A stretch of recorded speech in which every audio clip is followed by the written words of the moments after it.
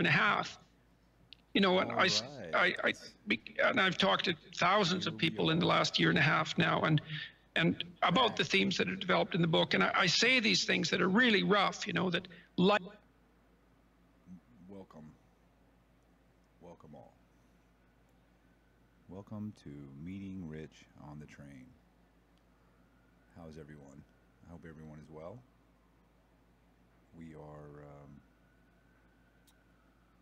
this is our first podcast of the day, since it's now Wednesday, the 14th of March, 2018. That's the date since Jesus was born, I guess. Of course, there was no year zero, because the Romans did not understand. Maybe they understood it, I guess, but they didn't have a numeral for zero. So it started year one. There we go. Let's get this thing adjusted. I'm supposed to have a guest that was supposed to arrive. Let's see if he shows up. He may show up. He may not show up. Postmodern time. It means that people have difficulty with more than in the past. They seem to have get out of here, cat. Get. They have a problem with time. They have a problem with commitment, keeping their commitments, and it sucks, especially when a person is supercilious, like I am, about those things.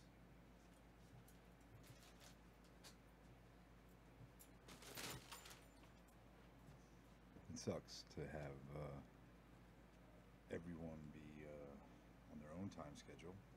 Let's call Thomas. Let's do that. I got his number. Where's his number? How are you? Let's do that. There it is.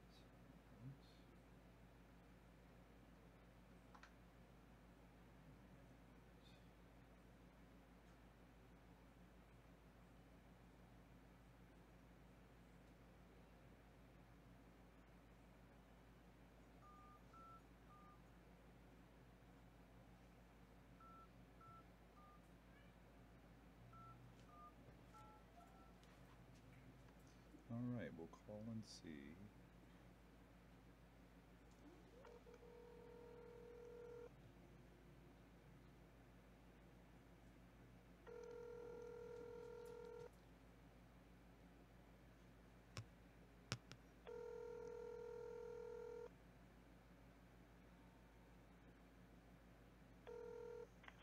Hello? Thomas, Yeah. where are you? Oh, I'm downstairs. Hold on a minute. You're supposed to be here at midnight. Yeah, I know, but, you know, I had shit going on, so... Oh, I didn't know. I didn't know you had something. How long you think? I'll be up there in about 5 minutes. Okay, thanks. Okay. All right, so 5 minutes.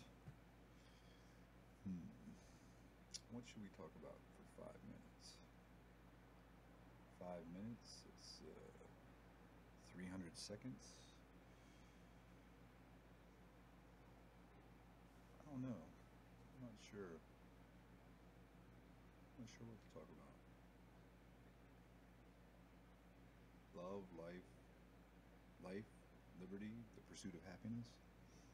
I was just explaining, I was just watching Jordan B. Peterson with Amy, my neighbor upstairs, trying to explain to her that happiness is not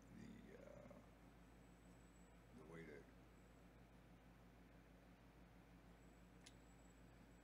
commit your life. That's why it says pursuit of happiness, not just be happy. You know, Jordan B. Peterson helps me to understand it, because happiness is a exhausting state of being, manic state of being. Manic, of course, is depressives, you know. Usually the manic part. I mean, usually if you hang out with manic depressives, you after a while you're like, man. At first you might be like, oh, it's so fun, but then after a while you're like, oh, I wish you were depressed. So much more easy to deal with. So much more pleasant to be around if you're actually unhappy than if you're happy. And Jordan B. Peterson was saying that when you're happy, you're impulsive, you make bad decisions, and you don't think enough about what you're doing, and so yeah, I can relate to that. I can see that. Looking back at some bad decisions I've made, and I'm thinking, did I make the decision when I was happy that was bad, or did I make the decision that was bad when I was sad? You know, and then as I look back, I see a lot of decisions made that were bad when I was happy, and not. Well, looky, I hear him coming. I hear him coming right now. Ladies and gentlemen, big round of applause. Give it up for Thomas, the security guard of my building. Come on in, Thomas. Hello, how you doing?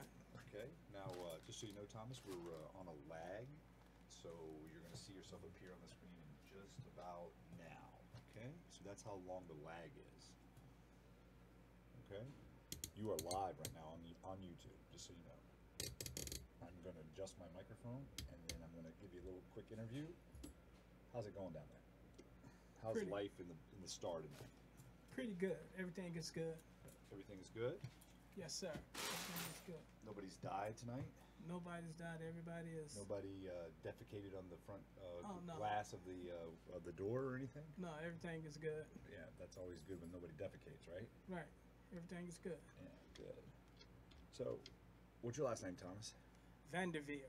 That's a very, very strong, dare I say, noble sounding, like you're nobility or something.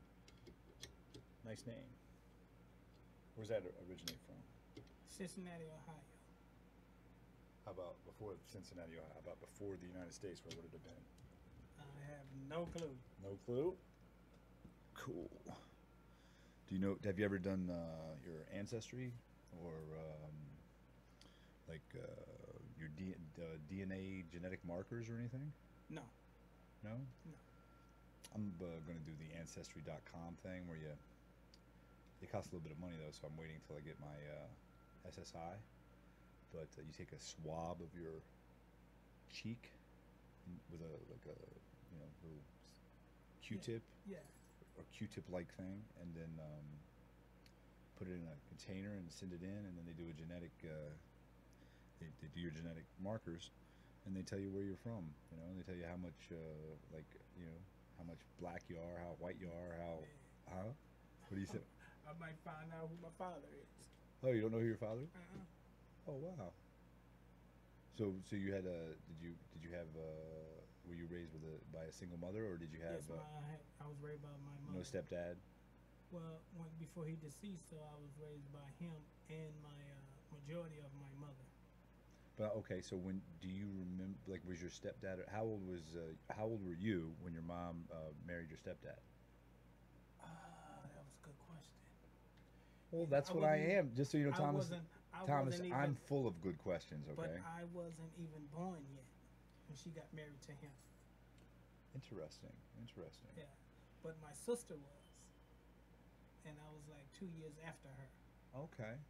So, so your sister and you have the same dad? No, separate dads. Okay. What you said about not even born yet, but you were in your mom's womb gestating when they got married. Is that correct? Yes, sir. Okay, awesome. Well, my grandfather, the way to say it is my maternal grandfather, Dewey Thomas Wyatt was his name, and my brother Thomas was named after him. That's why, I told you that, I think, at least about my brother. And well, anyway, when my grandfather, maternal grandfather, Dewey, was I don't know, like just I guess his mom was 2 months pregnant. His dad died in a coal mining accident. Oh wow. Yeah, and he actually was raised by his grandparents. His his mom had him.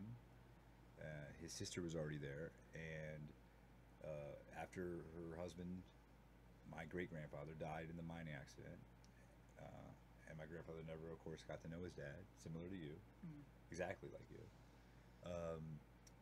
He was raised by his mom's parents, and this was to give, and the whole reason was so that his mom could go and date and find, remarry without the encumbrances of, an infant and a 2-year-old daughter, because that was the same age difference between your sister. So, what year did that happen? What year were you born? I was born in '67. All right, so you're the same age as my brother would be, or the same year as my brother was born. I was born in 1969, so you just celebrated your 50th birthday last year. 51. Oh, when did you turn 51? January 16th. Oh, geez. So, but last year, 2017, you turned 50, the big 50. Well, I'll be 49 in August this year. Oh, okay. Yeah. Did you have a good big party on your 50th? I was right here on my birthday. Man. At the Star Apartments. At the Star Apartments, yes. The Star Apartments, the postmodernist studios is what I call it. This is the postmodernist studios at the Star Apartments. Right. This is That's what I'm saying. This is what it's called on the. That's what it's called. It's and the name of it is MeetingRich on the Train. Oh, okay. And yeah. if anyone ever figures out why it's called MeetingRich on the Train, you contact me, you get a lifetime supply of Gelson's. Oh, okay. Right? I mean, Right. that's a deal, right? Yes, sir. That is. It's certainly a deal. So if anyone out there, you can figure out why the name of the podcast is MeetingRich on the Train, and then you get a hold of me and you explain it, and you are correct, you will receive a lifetime of Gelson's. So, how long have you been working here at the Star, Thomas? I've been here like 6 months. Been here exactly 6 months. Really? That's it? That's it. You're such an integral part of the Star now that I thought you'd been working here at least a year. Not quite. Not quite? Not quite. I hear you. I'm pushing 7 months. Okay. So all right. It's been some ups and downs, huh? Yes, I had good days and I have my bad days. Depends on the surrounding of the people. So it's like I'm like in far as what you call protecting and serving. Correct. Protecting and serving. Yeah, let me shut that just a second so we don't have to listen for a second so we not interrupted. So use this.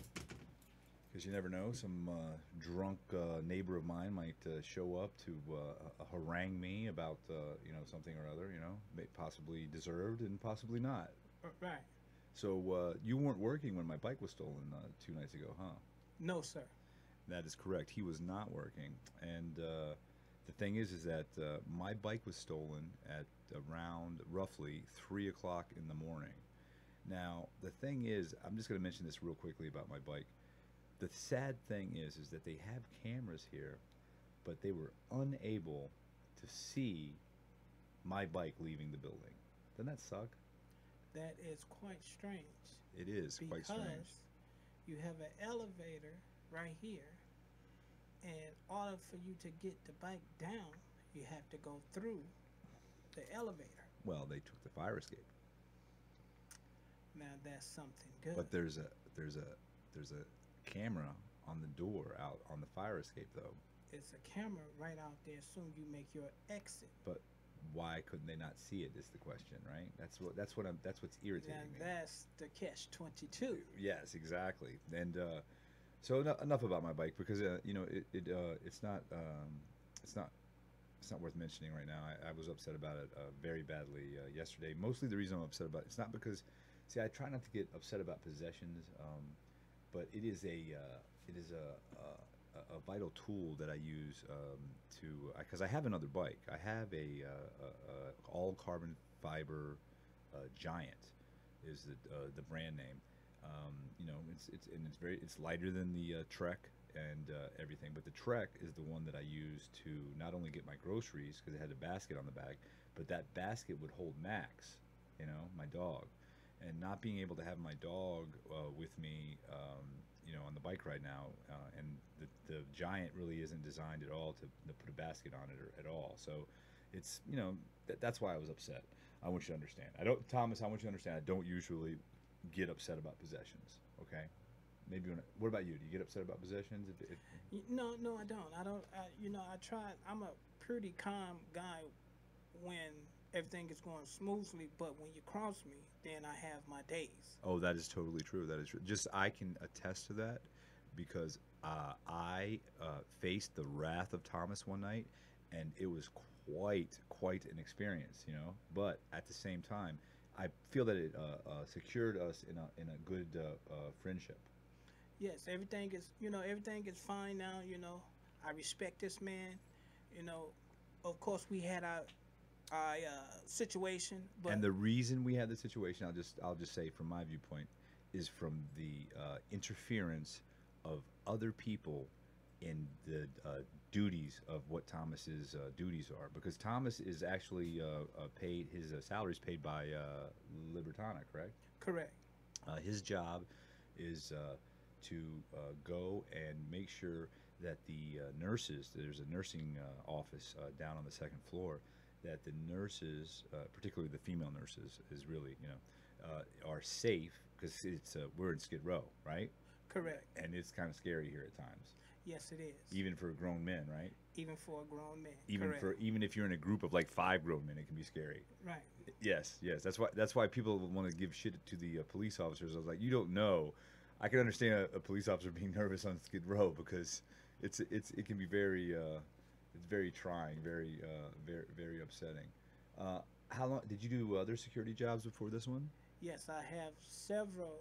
Well, really, I've been in security like about 30 years. I have like 30 years Excellent. experience in security. I worked for several. Did you ever carry a gun for your security job? No, sir. No. I carried everything. I have everything on my belt besides the firearm. You're like the Andy Griffith of the security world, right? There you go. You know, he doesn't. You know, Andy Taylor. I'm sorry, Yeah. Andy Griffith was the actual name. Andy Taylor, Sheriff Taylor, right? That's him. That's Yeah. him. Yeah. Excellent. So I excellent. have all my equipment besides the firearm. I am a licensed security guard. And you had like the pepper spray and the I have The the pepper baton, spray, baton, tear mace, gas. tear gas, excellent. handcuffs. I have all of that. Would there be why did you never get your firearm certification? Just out of interest. Due to my record I had like 30 years ago. I had a You were felony. a bad boy at one time? No, Yes, I not had you, Thomas. a felony like 30 years ago. And they still denied me of my firearm. Wow. So that's why I'm not carrying a firearm because they denied me. Because you couldn't get your license. I couldn't get Can my you firearm. have a under the Second Amendment a personal firearm for yourself, like at home, legally? Or, do you know? I just wondering. You know, that's a good question. I haven't checked into that because I'm not for sure. Maybe if I check into it, maybe I can do it. But You know the way to check into it is just to go and try to buy a firearm, right? And they will do the background check, and you have that 5-day waiting period or whatever, and you'll know. Just a thought. My good friend in West Virginia, Dub, he had some kind of felony for whatever, and he was only allowed to have a single shot firearm. So he was allowed to have a musket, I guess, basically, right? Or a single shot rifle. I guess they make single shot rifles now that have that are not quite as crazy as a muzzle loader. But it might have only been a muzzle loader itself that he was allowed to have maybe in West Virginia, legally. And the thing is that there's a lot of controversy right now about the Second Amendment, about firearms, and that's why I was wondering. One of many reasons I was wondering why you hadn't had your firearm, because and the thing is, Thomas, I often wander around Skid Row thinking, I wish I had a gun. And so I'm sort of glad I don't have a gun, because so many times I've been like, I wish I had a gun right now, because it's just traumatic down here. I've lived here 4.5 years, and just so you guys know out there, the reason that you know, if you were wondering, the reason we had a little altercation or whatever about 4 months ago or so was because the staff were trying to ask unachievable requests from Thomas, because Thomas was they would yell at him for allowing people that don't live here into the building, but they would not tell him everyone that lived here. Is that correct? That's exactly correct. You still don't know exactly who lives here, correct? I still don't know. Some faces I'm familiar with, but when a lot of people come in, that's what caused problems. So when I go to question, I don't know who's what. So maybe if they would let me know, then I can go from there. That is what all of the intelligent, rational residents have asked them to do, and they refuse. And they say it is a confidentiality violation. And I think personally, I know you know that I've had some tiffs with Skid Row Housing Trust. I think that it's just that their heads are up their ass, Thomas, personally. But you know, I mean, Thomas, don't get me wrong. I pay a minimal amount of money per month to live here at the Star, and the reason that I got in here was just like everyone else that is a resident of the Star.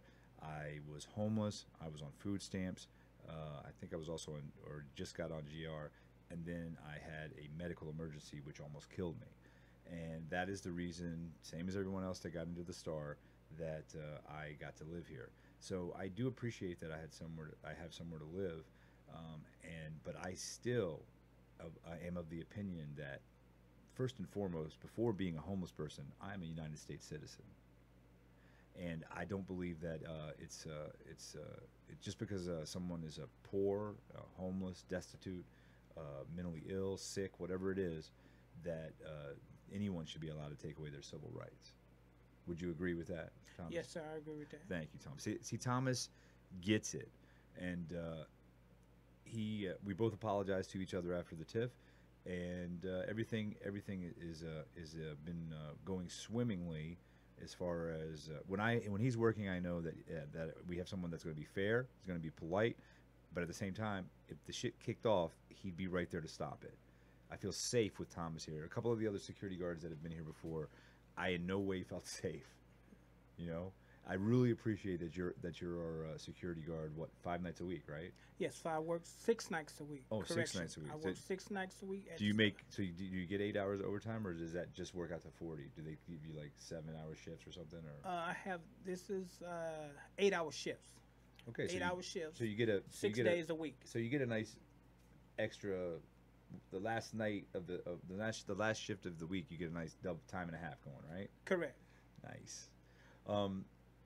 Anything you wanted to ask me, Thomas, or about the YouTube or anything at all? Or no, you know, this is like my first time being on YouTube, and I never been in front of like far as this is not a camera, but on something that I can like share to the people on the outside and about what's going on at the Star Apartments. Right. Now this apartment is a good place because you had good people and you have bad people, so you have to go accordingly. So I'm not here to disrespect no one, but once you disrespect me, then I gotta do a little force. You have to. You know why you have to?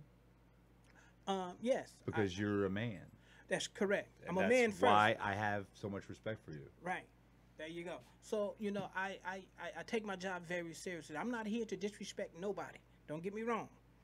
But for one... And I concur with that statement. He is not here to disrespect anyone. No, that's not in my character. But number one, I'm going to do my job at the same time. And plus, I'm going to respect you as long as you respect me. See, respect gets respect. Respect is a two-way street, as they say. There you go. So that's what I'm here for. I'm here to do my job and respect these people.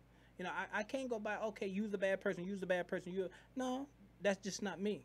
You respect me, I respect you, and then okay, whatever goes on, because your business is your business. So that don't have nothing to do with the security guard. I'm here to for one person.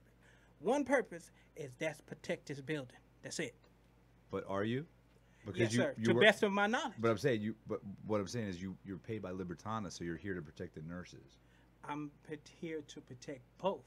That's correct, because there's many residents that are Libertana Clients. Clients, exactly. Correct. Yeah. But also, I have to make my rounds around the building. And you do, just like you're supposed to. Right. So therefore, I'm here to do two jobs.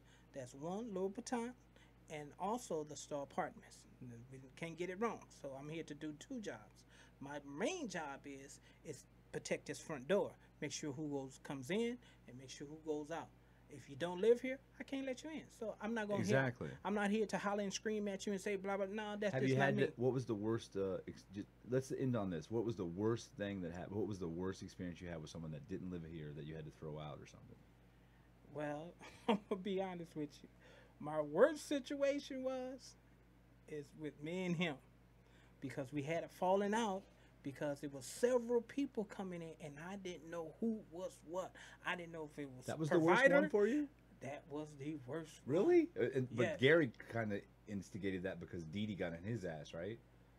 And he kind of gave you a little bit of crap. I remember. Yeah, yes, and see, all of them get on me because, and I tell them, I don't know who's what That is correct. until I. What about Willie? That was worse, wasn't it? Willie? Who's Willie? The one that like threatened to stab you or punch you or something, and you had to defend yourself right against the. Willie? Willie. Who's Willie? Tall, skinny. Oh, Willie, yeah. No, that was I had to. Well, It's fair enough. Yeah, it was a situation. The that reason I respect that is because the week before, I don't know if he's like getting senile or something, but like maybe 10 days before it happened to you, I had to throw him out of Bebe's apartment. Oh wow. Yeah, I mean, I had to bodily pick him up and like they dispense him out and onto the balcony because I mean, I can't abide by.